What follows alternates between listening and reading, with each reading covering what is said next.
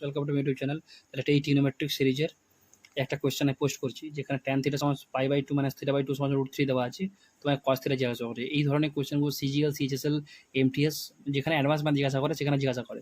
তাহলে আমরা বেসিক্যালি জানি যেখানে ট্যানের ভ্যালু দেওয়া আছে, তাহলে আমরা জানতে হবে যে √3 ট্যানের কার ভ্যালু হয়। তা আমরা জানি ট্যান 60 ভ্যালু হয়। তাহলে আমি জানি যে এটাকে লিখতে পারি ট্যান, এটা π/2 - θ/2, এটাকে আমি লিখতে পারি যে এটা ট্যান 60 ডিগ্রির ভ্যালু হয়। ট্যান 60কে মানে 3ও বলতে পারি। তাই 10 ট্যান ব্যালেন্স হয়ে গেল। তাহলে এটা মানে π/2 হয়ে গেল, এটা হয়ে গেল, ওটা ওইদিকে নিয়ে গেলে, এটা এদিকে নিলে এটা মানে 60 ডিগ্রি হয়ে গেল, সমান সমান θ/2। তুমি জানো যেটা হচ্ছে কত, এটা 180 বা 90 মানে 60 মানে 30কে আবার কোন করলে এটা আবার 60 ডিগ্রি চলে আসবে। তাহলে cos 60 ভ্যালু চেয়েছে আমাকে, তাহলে cos 60 ভ্যালু তোমরা অবশ্যই সবাই কমেন্ট করবে, আমরাও জানি। তো cos 60 ভ্যালু কত হয় তোমরা কমেন্টে আমাকে জানিও। বেসিক্যালি cos 60 হবে এর অ্যাকচুয়াল অ্যান্সার। আমাকে অবশ্যই কমেন্টে জানাও যে এর অ্যান্সারটা কী হবে, ঠিক আছে? cos 60 ভ্যালু কত হয় আমাকে অবশ্যই কমেন্টে জানাও। আর এই ধরনের ভিডিওর জন্য আমার চ্যানেলটাকে সাবস্ক্রাইব করে নাও, লাইক করে নাও, আমার ইউটিউব চ্যানেলটাকে ফলো করে নাও, সাবস্ক্রাইব করে নাও এই ধরনের ভিডিও দেখার জন্য।